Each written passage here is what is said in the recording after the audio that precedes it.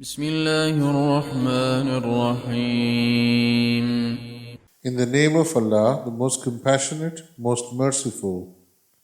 By the winds scattering dust, and the clouds loaded with rain, and the ships gliding with ease, and the angels administering affairs by Allah's command. Indeed, what you are promised is true, and the judgment will certainly come to pass.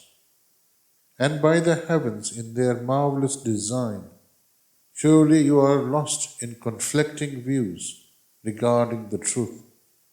Only those destined to be deluded are turned away from it.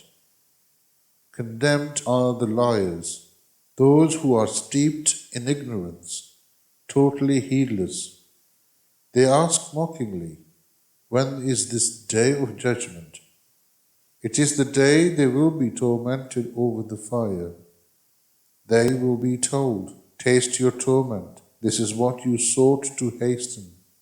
Indeed, the righteous will be amid gardens and springs, joyfully receiving what their Lord will grant them. Before this reward, they were truly good doers in the world. They used to sleep only little in the night and pray for forgiveness before dawn. And in their wealth, there was a rightful share fulfilled for the beggar and the poor. There are countless signs on earth for those with sure faith, as there are within yourselves. Can you not see? In heaven is your sustenance, and whatever you are promised. Then by the Lord of heaven and earth, all this is certainly as true as the fact that you can speak. Has the story of Abraham's honored guests reached you, O Prophet? Remember, when they entered his presence and greeted him with peace, he replied, "Peace be upon you." Then he said to himself, "These are an unfamiliar people." Then he slipped off to his family and brought a fat roasted calf and placed it before them, asking, "Will you not eat?" They did not eat, so he grew fearful of them. They reassured him, "Do not be afraid," and gave him good news of a knowledgeable son. Then his wife came forward with a cry, clasping her forehead in astonishment, exclaiming, "A baby from a barren old woman?" They replied, "Such has your Lord decreed. He is truly the all-wise, all-knowing." Later Abraham asked, "What is your mission, O messengers?" They replied, "We have actually been sent to a wicked people to send upon them stones of baked clay, marked by your Lord for the transgressors. Then before the torment, we evacuated the believers from the city, but we only found one family that had submitted to Allah, and we have left a sign there as a lesson for those who fear the painful punishment. And in the story of Moses was another lesson, when we sent him to Pharaoh with compelling proof. But Pharaoh was carried away by his power, saying of Moses, a magician or a madman.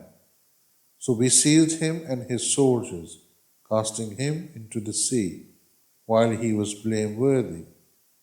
And in the story of Raad was another lesson, when we sent against them the devastating wind. There was nothing it came upon that it did not reduce to ashes.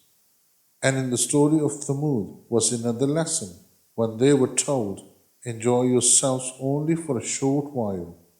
Still, they persisted in defying the commands of their Lord, so they were overtaken by a mighty blast while they were looking on. Then they were not able to rise up, nor were they helped. And the people of Noah had also been destroyed earlier. They were truly a rebellious people. We built the universe with great might, and we are certainly expanding it. As for the earth, we spread it out. How superbly did we smooth it out. And we created pairs of all things, so perhaps you would be mindful. So proclaim, O Prophet, flee to Allah, I am truly sent by Him. with a clear warning to you. And do not set up another God with Allah. I am truly sent by Him with a clear warning to you. Similarly, no messenger came to those before them without being told a magician or a madman.